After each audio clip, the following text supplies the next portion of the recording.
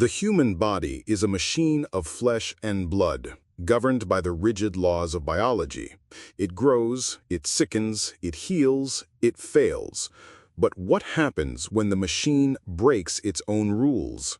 Welcome to EnfinityCast, where we stare into the abyss of the unknown. I'm your host, Vesper Thorne, and joining me is my co-host, the ever-inquisitive Lex Calder. It's good to be here, Vesper. Tonight's topic is particularly unsettling because it doesn't come from ancient folklore or distant galaxies. It comes from hospital records, from peer-reviewed medical journals filed under spontaneous remission or, more bluntly, medically inexplicable. Exactly. These aren't just stories. They are documented events that leave scientists grasping for answers. Let's start with a case from the 20th century, that of Jean-Pierre Belli. Right. Belli was diagnosed in 1972 with multiple sclerosis, a degenerative disease with no known cure. By 1987, his condition was so advanced he was confined to a bed, his body wasting away.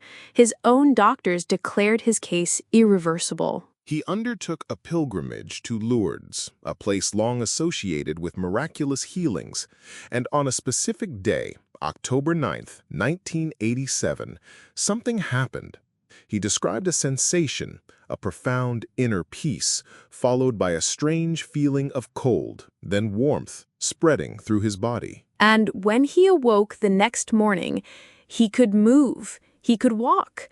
He returned to his doctors, who subjected him to a battery of tests. The conclusion published by the International Medical Committee of Lourdes was that his recovery was sudden, complete, and lasting.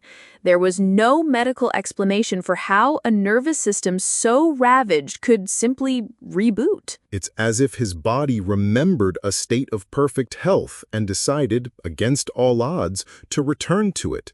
It's a ghost in the biological machine. But that's not even the most extreme example we found, is it, Lex? Not by a long shot.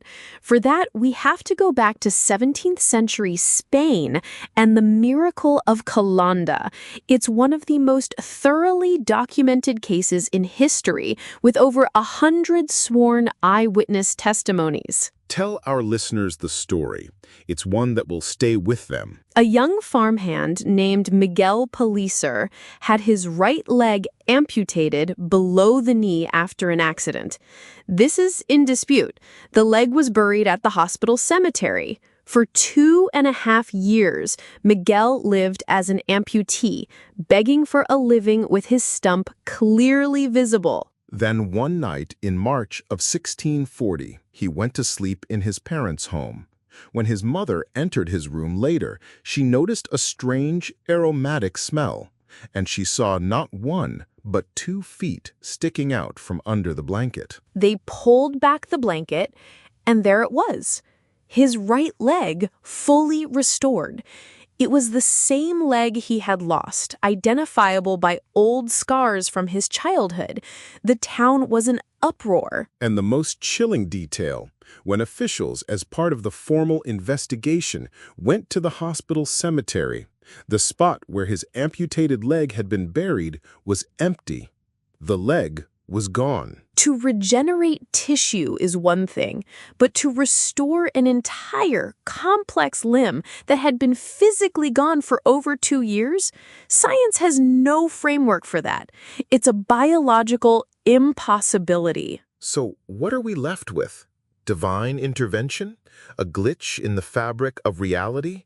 Or is the human body a vessel for a power we have completely forgotten how to wield? The data is there, but the explanation isn't. It's a void.